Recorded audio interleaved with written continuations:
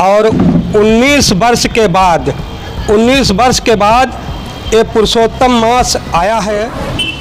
साबुन महीने मध्य पपी है कि प्यास लखी मेढ की कहे प्यारे डुबक लगा है। क्योंकि स्वाति के जल की कीमत पपिहा ही जानता है, एक बूंद पे दीवाना बहु कौन मानता। मैं इस समय पहुंचा हूं पुवाया में। हमारे साथ में मौजूद हैं दीन बंधु वाजपेयी जी, जो पुवाया से बंडा रोड पर जुझारपुर गांव पड़ता है, वहाँ के रहने वाले हैं। यज्ञाचार्य भी हैं और ज्योतिषाचार्य भी हैं और जो हैं कवि भी हैं। तो मैं इनसे बात करना चाहूँगा। इस बार जो है 2 सावन हैं, इस सावन में किस तरह से क्या महत्व है इस सावन का, और किस तरह से जो है बेलपत्री चढ़ानी चाहिए, क्या कुछ कहना है। तो सबसे पहले जो है HN न्यूज में आपका बहुत बहुत स्वागत है जी।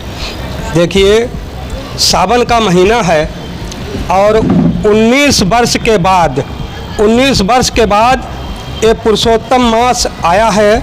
और पुरुषोत्तम सावन के महीने में तो वैसे भी शिववास रहता है, और पुरुषोत्तम मास जो होता है तो उस पुरुषोत्तम मास में यानी रुद्राभिषेक है।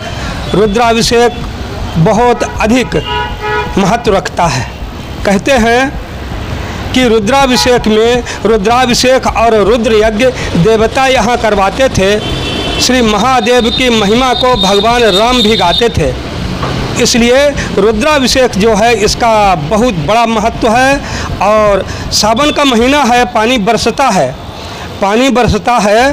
तो जैसे कि थोड़ा सा हम अध्यात्म भी बोलते हैं कि स्वाति नक्षत्र का जल बरसता है तो पपीहा बैठा हुआ है, ऊपर की चोंच किए हुए बैठा है, तो एक बूंद से ही उसकी तृप्ति होती है स्वाति के नक्षत्र से। और तो मेढक कहता है, मेढक तालाब में बैठा है तो वो कहता है कि प्यारे डुबक लगा लो आके, यहाँ क्यों एक बूंद की तलाश में वहाँ बैठा हुआ है। और झिंगुर झंग झंग करके बोलते हैं कि मुझे गीत सुना दो। और वो जो भंवरे हैं वो कहते हैं मुझे गीत सुना दो, और कोयल कहती है मुझे गीत सुना दो। मैं कहता हूँ कि देखिए, एक घनाक्षरी छंद पढ़ना चाहता हूँ। साबुन महीने मध्य पपी है कि प्यास लखी मेढ की कहे प्यारे डुबक लगाए जा। साबुन महीने मध्य पपी है कि प्यास लखी मेढ की कहे प्यारे डुबक लगाए जा। झंग झंग झींगुरों को झांकता निशा के मध्य, झंग झंग झींगुरों को झांकता निशा के मध्य, भंवरों का झुंड कहे गीत कुछ गाए जा।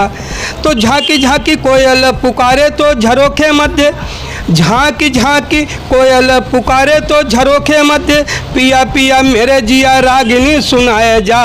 और दिन दुखी दीन बंधु पपी है कि प्यास लखी, दिन दुखी दीन बंधु पपी है कि प्यास लखी, बादलों से कहे स्वाति बूंद तो चुआए जा।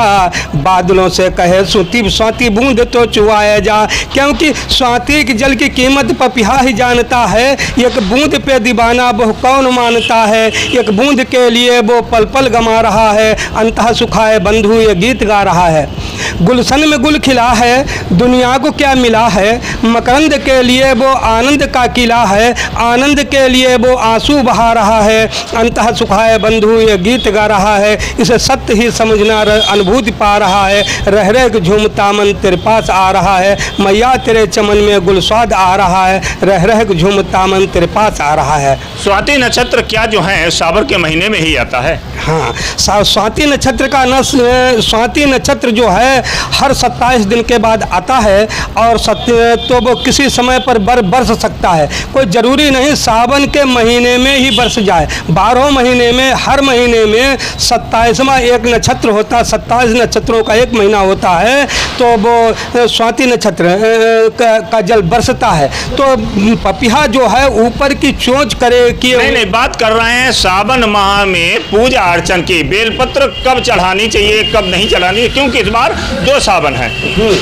देखिए, बेलपत्र तो सावन में तो वैसे तो प्रतिवर्ष सावन में है, लेकिन एक जो पुरुषोत्तम मास जो बीच का है ये भगवान विष्णु का होता है। इसमें पुरुषोत्तम मास कौन सा होता है, कब से कब लगता है?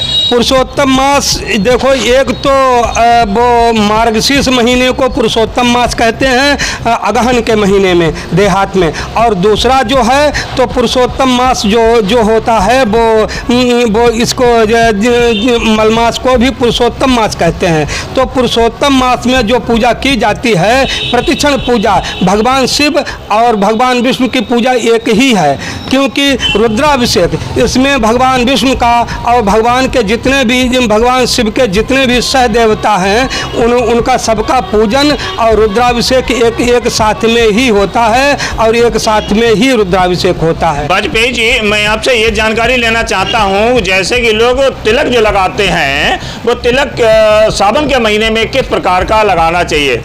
हाँ, सावन के महीने में बेड़ा तिलक लगाना चाहिए, जिसको कहते हैं त्र्यायुखम जमदग्ने कश्यप त्र्यायुखम या देवेगु त्र्यायुखम तन्नो त्र्यायुखम। ये भगवान शिव का जो है ये बेड़ा तिलक ऐसे त्रिपुंड लगाना चाहिए।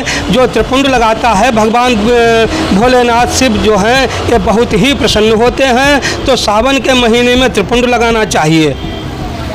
इस बार सावन में जो है किस तरह से ये सावन मास फलदायी होगा? देखिए कि सावन तो फलदायी इसलिए होगा कि अपनी अपनी मनोकामना के लिए व्यक्ति मतलब कि वो रुद्राभिषेक कराता है, शिवार्चन करता है और बेलपत्र चढ़ाता है। तो बेलपत्र जो कहता है, ये शास्त्र कहता है, भगवान कहते हैं जो बिना छेद वाली बेलपत्र और कोमल कोमल अच्छिद्रयी जो बेल चढ़ाने का कोई समय निर्धारित होता है? किस समय से किस समय तक चढ़ा देना चाहिए? बिलपत्र जो है वो भगवान शिव की पूजा में प्रतिक्षण जब तक शिव की शिवार्चन होगा तो ये अति आवश्यक होता है। ये लाखों फूल चढ़ाए जाएं तो एक बेलपत्र चढ़ाई जाए तो उसके लिए जो है वो बहुत ही अधिक फल देता है। एक लाख बिलपत्र चढ़ाई जाए और समी का फूल अथवा समी के पत्ते वो एक चढ़ाया जाए, बहुत फलदायी होता है। इसीलिए समी का पत्ता और फूल 1 लाख चढ़ाया जाए और कमल का फूल 1 चढ़ाया जाए तो वो बहुत ज़्यादा फलदायी होता है। इसलिए सावन के महीने में इस समय कमल बहुत खिलता है बरसात में और कमल का फूल बहुत ज़्यादा फलदायी होता है। ठीक है, बहुत बहुत